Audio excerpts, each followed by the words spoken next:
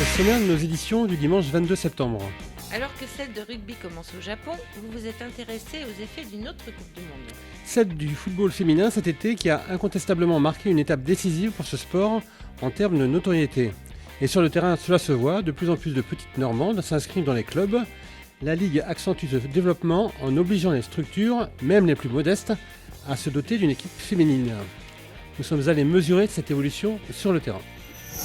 Autre phénomène, celui de l'escalade, dont la pratique monte en flèche.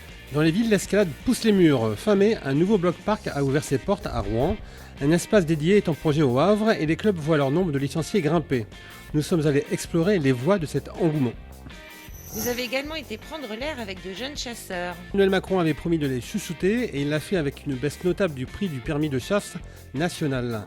Reportage au nord de la Seine-Maritime, au cœur de l'examen, pour acquérir le précieux sésame, pas si simple. Votre figure de style s'arrête ce dimanche dans un petit jardin à Sotteville-des-Rouen. À 31 ans, Eva Giraud a trouvé une façon bien à elle de sortir du quotidien. Dans ses livres, elle imagine un univers coloré, peuplé de personnages fantasques et loufoques, une drôle de rencontre. Enfin, le metteur en scène normand, David Bobet, raconte son Elephant Man. C'est l'événement théâtral de cette rentrée avec à l'affiche la semaine prochaine Joe Star et Béatrice Dalle pour le lancement de la nouvelle salle du centre Marc Sornier à Mont-Saint-Aignan. David Bobet nous raconte dans quel état d'esprit il a souhaité revisiter l'histoire de l'homme éléphant, avec forcément, le connaissant, une dimension poétique mais aussi politique.